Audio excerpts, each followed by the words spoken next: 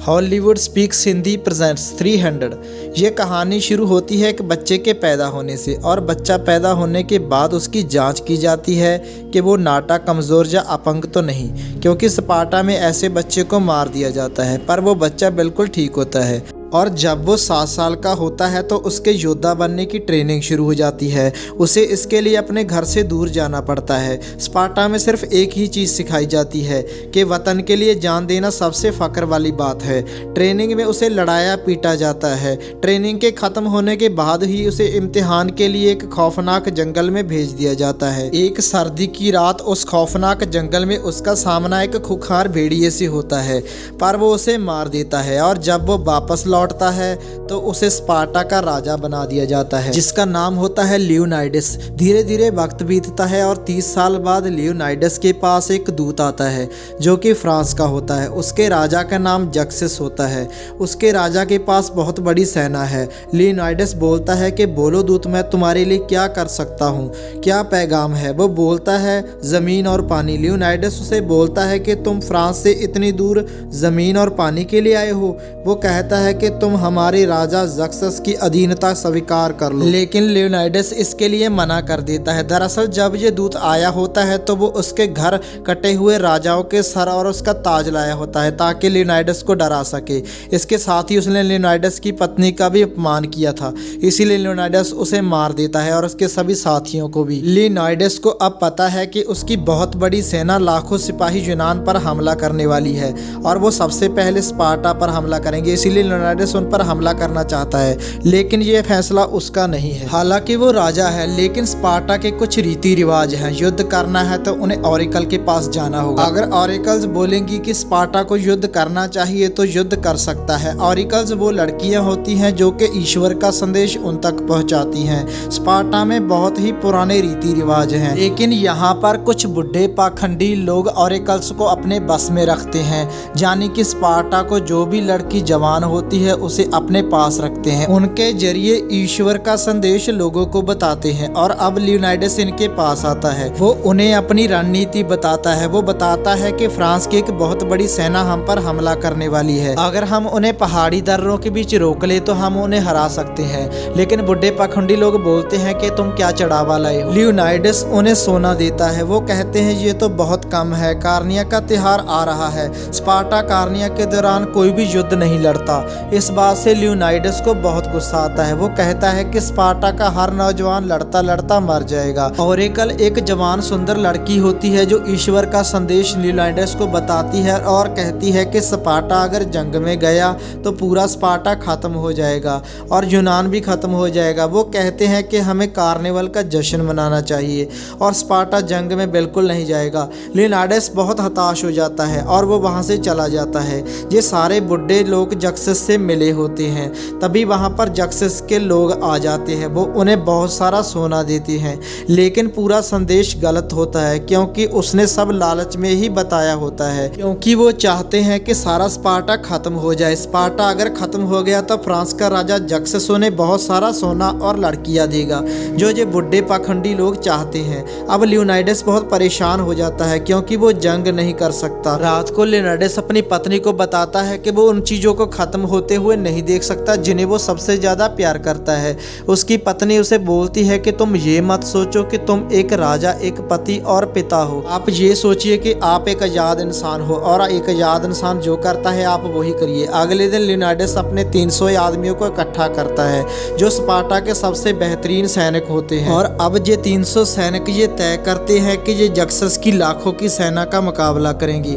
हालांकि ये जानते हैं कि इस रास्ते में मौत है, लेकिन ये मरने से नहीं डरते। अब ये जाने ही वाले होते हैं कि यहाँ के कुछ सांसद वहाँ आ जाते हैं। वो कहते हैं कि पुजारी बोल चुके हैं, आप अपनी फौजों के साथ जंग पर नहीं जा सकते। लियोनाइडस कहता है कि मैं जंग पर नहीं जा रहा, मैं सिर्फ घूमने जा रहा हूँ। ये 300 सिपाही मेरे अंगरक्षक हैं। इन्हीं में से एक सांसद जक्सस से मिला हुआ है और ये चाहता है कि स्पार्टा हार जाए और ये यहाँ का राजा बन जाए। जब राजा कहता है कि मैं घूमने जा रहा हूँ तो उसकी पूरी प्लानिंग खराब हो हो जाती है और लियोनाइडस अपने सैनिकों के साथ नरक के द्वार की ओर चला जाता है, जहां पर जक्सस की सेना आने वाली है। हम देखते हैं कि एक आदमी इनका पीछा कर रहा होता है। ये आदमी एक कुबड़ा है जिसके पास एक ढाल और एक भाला है। अब इनकी सेना धीरे धीरे आगे बढ़ी चली जा रही है और रास्ते में एक गांव पड़ता है जिसे किसी ने जला दिया होता है। वहां पर एक बच्चा आता है जो कि अधमरी हालत में होता है। वो वहां पर आते ही गिर जाता है। वो बताता है कि यहाँ पर कुछ राक्षस आए थे जिनके पंजे थे और उन्होंने सबको मार दिया। ये सुनने के बाद सेना का एक आदमी बोलता है कि फारसी भूतों के बारे में सुना था कि इनको मारा नहीं जा सकता। ये सुनने के बाद लियोनाइडस बोलता है कि उन्हें मारा जा सकता है या नहीं, ये फैसला हमारी तलवारें करेंगी। वो वहां से आगे बढ़ जाते हैं। ये सब समंदर के किनारे पहुंच जाते हैं जहां फारसी जहाज सब इनकी तरफ आ रहे होते हैं और तभी तूफान आ जाता है और तेज बारिश शुरू हो जाती है, जिसकी वजह से वो सारे के सारे जहाज समुद्र में डूब जाते हैं। सारे यूनानी ये देखकर खुशियां मना रहे होते हैं, लेकिन एक आदमी शांत होता है,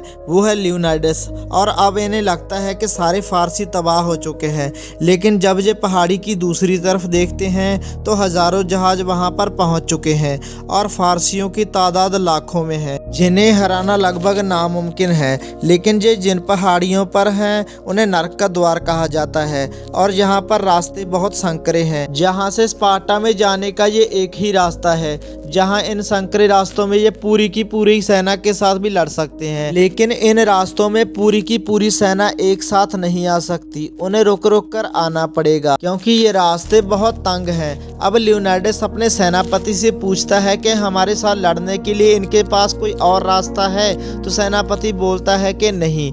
तभी वहां पर अर्थराइटस आ जाता है। वो बोलता है कि पश्चिम की ओर से कुछ रास्ते हैं जहां से सेना हमें घेर सकती है। ये कुबड़ा वही इंसान है जो सफर के दौरान इनका पीछा कर रहा था। अब वो राजा से बोलता है कि मैं भी तुम्हारी मदद करनी चाहता हूँ, मैं भी लड़ना चाहता हूँ, मैं इन फारसियों को मारूंगा। लेकिन उसकी शारीरिक हालत ऐसी नहीं होती कि वो युद्ध लड़ सके। अब लियोनाइडस उसे बोलता है कि तुमने तो स्पार्टन योद्धा के कपड़े पहने हुए हैं। अर्थराइटस उसे बोलता है कि मेरे पिता एक स्पार्टन योद्धा थे, लेकिन मैं अपंग पैदा हुआ, जिसके कारण मेरे माता पिता को स्पार्टा छोड़ना पड़ा, नहीं तो मुझे स्पार्टा में मार दिया जाता, क्योंकि स्पार्टा में किसी भी अपंग बच्चे को मार दिया जाता है। वो कहता है मेरे पिता ने मुझे युद्ध लड़ना भी सिखाया। लियोनाइडस उसे कहता है अपनी ढाल को जितना ऊपर उठा सकते हो उठाओ, लेकिन अर्थराइटस उसे ऊपर नहीं उठा सकता क्योंकि वो बहुत भारी होती है। अब लियोनाइडस कहता है कि मैं तुम्हारी हिम्मत और जज्बे की कदर करता हूँ, लेकिन तुम जंग में नहीं लड़ सकते, क्योंकि एक योद्धा अपनी ढाल से सिर से लेकर पैरों तक रक्षा करता है और एक कमजोर कड़ी हमें सबको खत्म कर सकती है। इसलिए अगर तुम मदद करना चाहते हो तो जंग में जो जख्मी हो जाते हैं उनकी मदद करो। लियोनाइडस कहता है कि मुझे माफ करना मेरे दोस्त, और वो वहां से चला जाता है। इस बात से गुस्सा होकर अर्थराइटस अपनी ढाल और भाले को फेंक देता है।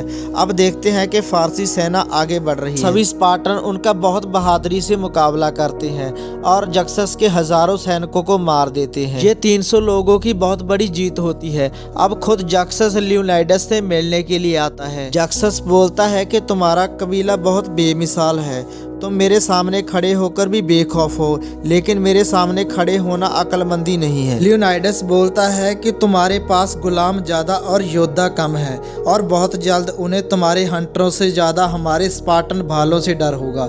जक्सस बोलता है कि उन्हें तुम्हारे हंटरों से खौफ नहीं है, वो डरते हैं तो मेरी रूहानी ताकत से। तुम मेरे साथ मिल जाओ, मैं एक मेहरबान देवता हूँ, मैं तुम्हें पूरे यूनान का जंगी सरदार बना दूंगा। तुम्हें मेरे सामने घुटने टेकने होंगे, इसके बाद तुम्हारे सारे दुश्मन तुम्हारे सामने घुटने टेक देंगे। लियोनाइडस बोलता है कि घुटने टेकने का तो सवाल ही नहीं पैदा होता। जक्सस उसे डराने की भी कोशिश करता है, पर लियोनाइडस एक जांबाज योद्धा की ओर जक्सस से बातें करने से नहीं डरता।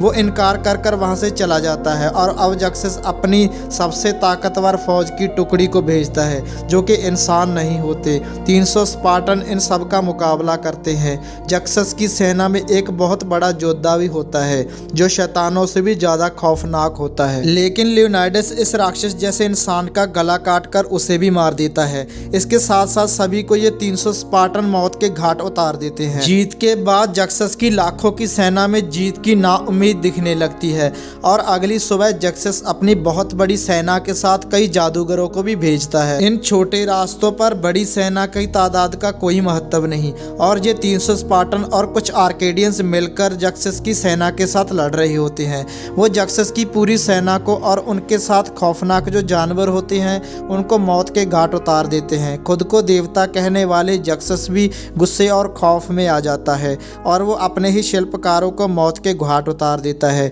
और आज इस जंग में स्पार्टन के सेनापति का बेटा भी शहीद हो जाता है, इसलिए वो कोई भी जश्न नहीं मनाते। वहीं दूसरी तरफ आर्थराइटस जो कुबड़ा होता है, जो पहले लियोनाइडस के पास आया था, वो जक्सस के पास जाता है। जक्सस उसे कहता है कि तुम्हारा ईश्वर बेरहम है जिसने तुम्हें ऐसा बनाया और उससे बेरहम स्पार्टन है जिन्होंने तुम्हें दरकारा किया। लेकिन मैं दयालु हूँ जो तुम्हें चाहता हूँ और तुम्हें वो सब दूंगा जो तुमने सोचा भी नहीं होगा।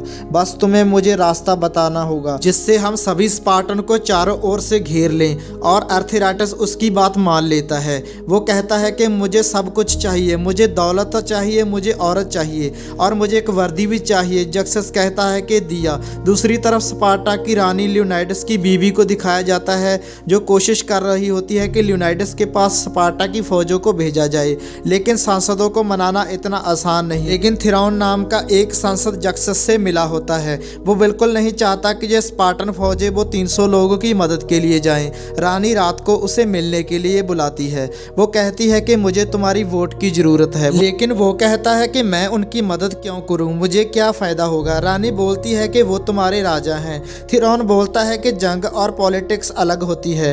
रानी कहती है कि तुम्हें क्या चाहिए। दरअसल उसकी रानी के ऊपर एक गंदी नजर होती है। थिरौन उसे बोलता है कि तुम्हें पता है कि मुझे क्या चाहिए। अगर तुम स्पार्टा और अपने राजा को बचाना चाहती हो तो तुम्हें वो करना पड़ेगा। रानी उसकी बात मान जाती है और वो उसके साथ फिजिकली रिलेशन बनाता है। अगली सुबह संसद होती है, लेकिन थिरौन अपनी बात से मुकर जाता है। वो रानी पर झूठे आरोप लगाता है। इस बात से गुस्सा होकर रानी उसे चाकू मार देती है और इसी दौरान उसके कपड़ों से बहुत सारे सोने के सिक्के निकलते हैं। सिक्कों के ऊपर जक्सस की फोटो लगी होती है और वो समझ जाते हैं कि ये जक्सस के साथ मिला हुआ था। सब उसे गद्दार कहते हैं और रानी अब वहां से चली जाती है। अब पहाड़ी दर्रों में रोम में जिसे नर्क का द्वार कहा जाता है, वहां आर्थराइटस जक्सस के लोगों को रास्ता दिखा देता है जहां से वो लियोनाइडस और उसके सभी साथियों को चारों तरफ से घेर ले। और जब वो उनकी तरफ बढ़ रहे होते हैं तो ये बात एक आर्केडियन को पता चल जाती है, तो वो भागता हुआ उनके पास आता और कहता है कि जितना जल्दी हो सके यहाँ से भागना होगा। जक्सस की सेना पीछे से आ रही है और सुबह होने तक हमें चारों तरफ से घेर लेगी और हमें मार डालेगी। लियोनाइडस बोलता है कि स्पार्टा कभी भागते नहीं और ना ही कभी घुटने टेकते हैं, भले ही हमें मौत का सामना क्यों ना करना पड़े। लेकिन आर्केडियन सबके सब वहां से चले जाते हैं। वो बेवजह मरना नहीं चाहते। अब लियोनाइडस अपने एक आदमी को बुलाता है जिसका नाम रिलायस होता है। तो वो उसे कहता है कि तुम वापस चले जाओ और सबको बताओ कि यहाँ पर क्या हुआ है और हमारी जीत की दास्तां सबको बताना। रिलायस कहता है कि रानी के लिए कोई संदेश, तो लियोनाइडस कहता है कि उनके लिए मेरे पास कोई संदेश नहीं है और अपना एक लॉकेट उसे दे देता है। इसके बाद रिलायस वहां से चला जाता है और अगली सुबह चारों तरफ उन्हें घेर लिया जाता है और जक्सस का एक आदमी लियोनाइडस को बोलता है कि अगर आपने हथियार डाल दो तो मैं तुम्हें पूरे यूनान का जंगी सरदार बना दूंगा और स्पार्टा पहले से भी ज्यादा मजबूत हो जाएगा। बस तुमने जक्सस के सामने अपने हथियार डालने होंगे और शहनशाह जक्सस का हुक्म भी मानना होगा। यहाँ पर आर्थराइटस भी होता है, वो कोबरा जिसने पीछे का रास्ता भी बताया होता है। वो लियोनाइडस से कहता है कि मैं तुमसे विनती करता हूँ तुम इनकी बात मान लो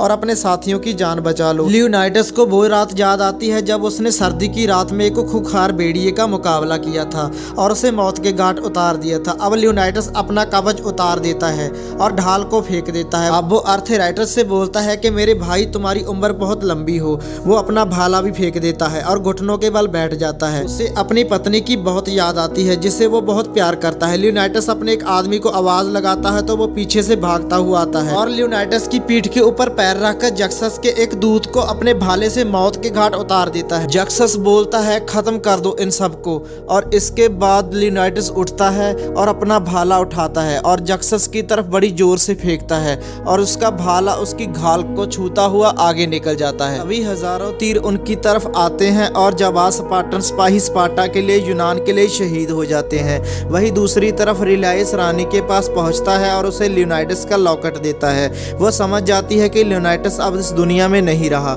रानी उस लॉकेट को अपने बेटे को पहना देती है। अब रिलायंस सांसदों के पास जाता है और उन्हें बोलता है कि राजा को कोई श्रद्धांजलि सम्मान नहीं चाहिए, उन्हें जीत का नगमा नहीं चाहिए, बस उनकी ख्वाहिश थी कि उन्हें याद रखा जाए। अब दिखाते हैं कि रिलायंस इन 300 योद्धाओं की कहानी 10,000 लोगों को सुनाता है और उसके सामने जक्सस की विशाल सेना खड़ी होती है। क्योंकि ये लियोनाइटस और उसकी 300 तलवारों का कहर अभी तक भूले नहीं है, इसीलिए रिलायंस अपनी 10,000 की फौज लेकर उनकी तरफ भागना शुरू कर देता है।